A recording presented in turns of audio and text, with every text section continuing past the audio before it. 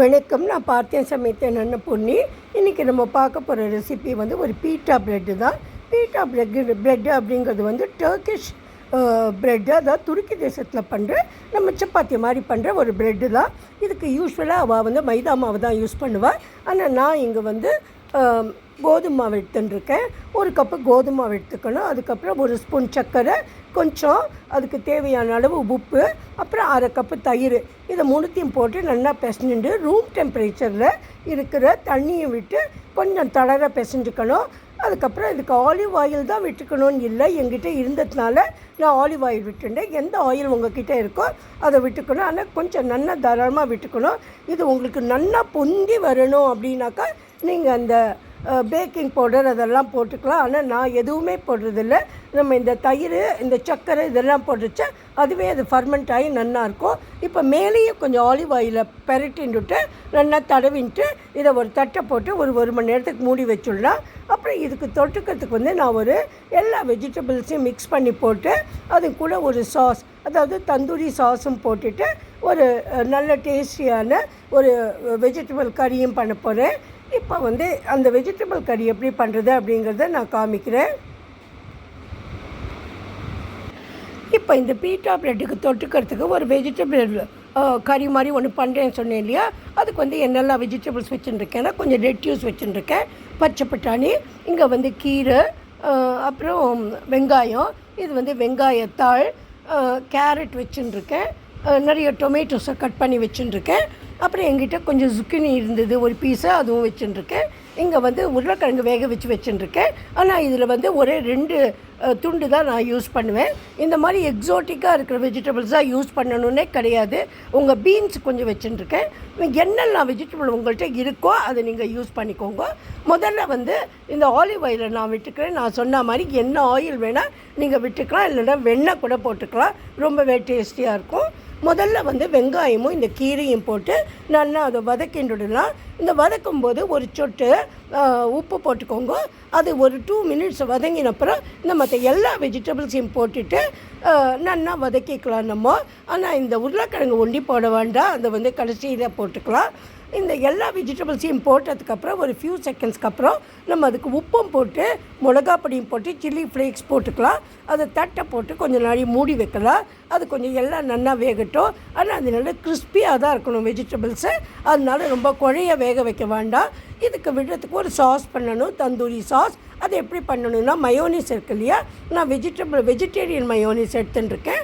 அதில் வந்து chilli flakes, அப்புறம் சில்லி பவுடர், இது 2த்தையும் போட்டுட்டு கொஞ்சம் உப்பு, கொஞ்சம் சுகர், இது 2த்தையும் போடணும். இது 2த்தையும் போட்டுட்டு நல்லா நம்ம அதை வந்து கலந்து விட்டுக்கணும். கலந்து விட்டுட்டு கடைசியாக நான் கொஞ்சம் அதில் சில்லி ஆயிலும் போட்டுருக்கேன். சில்லி ஆயில்னாக்கா ஆயிலில் வந்து கொஞ்சம் மிளகாப்பொடியை போட்டு போட வேண்டியதாக. லாஸ்ட்டாக வந்து இந்த உருளைக்கிழங்கை கொஞ்சம் எண்ணெயை விட்டு நல்லா வதக்கி அது கூட சேர்த்துட்டுருக்கேன். அப்புறம் எல்லாம் அந்த சாஸையும் இது கூட நம்ம வந்து ஆட் பண்ணிடணும். அந்த வெஜிடபிள் கூட ஆட் பண்ணிவிட்டு சர்வ் பண்ணுறதுக்கு முன்னாடி கொஞ்சம் சீஸை போட்டு அதையும் உருக்கிட்டு சர்வ் பண்ண வேண்டியது தான். இப்போ நம்ம வந்து நம்ம மாவை பிசைஞ்சு வச்சோம் இல்லையா, அதை பார்க்கலாம். அது நல்லா ஃபர்மெண்ட் ஆகிருக்கு. அது நல்லா பெரிய பெரிய உருண்டையாக எடுத்துகிட்டு நம்ம கொஞ்சம் கையிலையும் தட்டிட்டு குழவையாலையும் கொஞ்சம் அதை பரத்திட்டு நம்ம தவாவில் போட்டு எடுத்துடலாம். இதை ரொம்ப மெல்லிஸாக பண்ண வேண்டாம், கொஞ்சம் குண்டு குண்டாக தான் பண்ணணும். ஆனால் நல்லா வேந்துடும், ஒன்றும் கவலைப்பட வேண்டாம். ஏன்னா மாவு அவ்வளோ தூரம் இது வந்து நல்லா புஷ்ஷுன்னு வந்திருந்தது. நம்ம போட்டதுக்கு மேலே ஒரு பங்கு மேலேயே அந்த மாவாக இருந்தது. பார்த்தீங்களா, இந்த திக்னஸ்க்கு வந்து நம்ம இதை உருட்டினா போகிறோம். இப்படி எவ்வளோ உருட்டிக்க முடியுமோ அவ்வளோ நீங்கள் உருட்டிக்கலாம். இது 1-2 தான் சாப்பிட முடியும், கொஞ்சம் ஹெவி ஆகிடும், கொஞ்சம் திக்காக தான் இருக்கும் இது. அப்புறம் நம்ம என்ன பண்ணணுன்னா, நம்ம ரொட்டி தவா இருக்கு இல்லையா, அதை வந்து அடுப்பில் வச்சுட்டு அது நல்லா சூடாகிற வரைக்கும் வெயிட் பண்ணணும். சூடாறி ஆனப்புறமா தான் நம்ம இந்த ரொட்டி அதில் போடணும். அப்புறம் 2 பக்கமும் அது நல்லா பொந்தி வரும். நீங்களே பாருங்கள் எப்படி பொந்தி வருதுன்னு. அப்புறம் நல்ல ப்ரௌன் ஸ்பாட்ஸ் வந்ததுக்கப்புறம் பற்றியெல்லாம் தெரியறது உங்களுக்கு எவ்வளோ தூரம் பொந்தி வந்திருக்குன்னு. அப்புறம் நல்ல ப்ரௌன் ஸ்பாட்ஸ் வர வரைக்கும் வெயிட் பண்ணணும். இதை வந்து கேஸை சின்னதாக்க வேண்டாம், பெருசிலேயே இருக்கட்டும். அப்போ தான் அது நல்லா வேகும். பக்கத்துலேயே இருந்து பார்த்து நம்ம எடுத்துடணும். அப்புறம் எல்லாத்தையும் எடுத்துட்டு மேலேட வெண்ணெயை நல்லா பெரட்டிட்டு நம்ம சர்வ் பண்ண வேண்டியது தான். இது வந்து நான் வந்து உங்களுக்கு எப்படி வருதுன்னு காமிக்கிறதுக்காக ஒரு 2 எண்ணத்தை காமிச்சிருக்கேன். சாரி. அடுத்ததும் நான் போட்டிருக்கேன். எப்படி வருதுன்னு உங்களுக்கு காட்டுறதுக்காக. பார்த்தீங்களா எவ்வளோ தூரம் அது பொந்தி வந்துடுது. நீங்கள் வந்து பேக்கிங் பவுடர்லாம் போடவே தேவையில்லை. உங்கள் இஷ்டம், நீங்கள் வேணும்னா போட்டுக்கலாம். அது போடாமையே வரும்னு நான் சொல்கிறேன். நல்லாவே வந்துட்டு இப்போ நம்ம வந்து ப்ரெட் எல்லாம் ரெடி ஆகிடுத்து. அதை நம்ம அடுக்கி வச்சுட்டு நான் சொன்ன மாதிரி வெண்ணெயை பரட்டிடலாம்.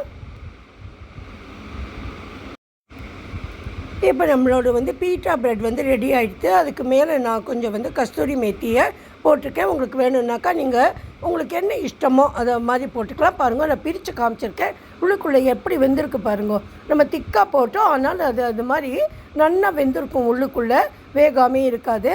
அதுக்கப்புறம் இதுக்கு வந்து பீட்ரூட் ஒரு டிப் ஒன்று பண்ணியிருக்கேன். இந்த பீட்ரூட் டிப் ஒன்றும் நல்ல திக்கு கேர்டு எடுத்துட்டு அதில் பீட்ரூட்டை சீவி கேரட் துருவலில் சீவி போட வேண்டியதாக. 2 உப்பு, 2 சர்க்கரை, அப்புறம் நான் வந்து கொஞ்சம் ஜீரகத்தூளும் போட்டிருக்கேன். அப்புறம் இது வந்து மேலேட சீஸ் போட்டுட்டு இதை ஒரு ஃபியூ செகண்ட்ஸ் வச்சுட்டு அது உருகின அப்புறமா கொஞ்சம் ஃப்ரெஷ் க்ரீமும் போட்டுட்டு நான் இந்த வெஜிடபிள்ஸையும் சர்வ் பண்ணியிருக்கேன். இது வந்து எங்கிட்ட கொஞ்சம் கார்ன்பெரி இருந்தது, அதையும் கூட ஆட் பண்ணியிருக்கேன். இதை உங்கள்கிட்ட இருந்தால் போடுங்க, இல்லைன்னா நீங்கள் விட்டுடலாம்.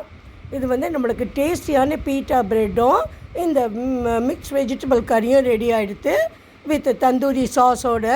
அப்புறம் நம்மளோட டிப்பும் ரெடி ஆகிடுது. டிப் வந்து பீட்ரூட் டிப்பு. இது வந்து ரொம்ப நியூட்ரிஷியஸு.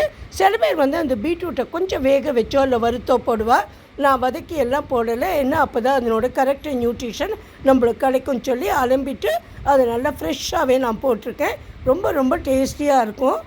ஒரு நாள் ட்ரை பண்ணி பாருங்க. கொஞ்சம் வேலை இருந்தாலும் இது வந்து it is a very very tasty item, worth drying.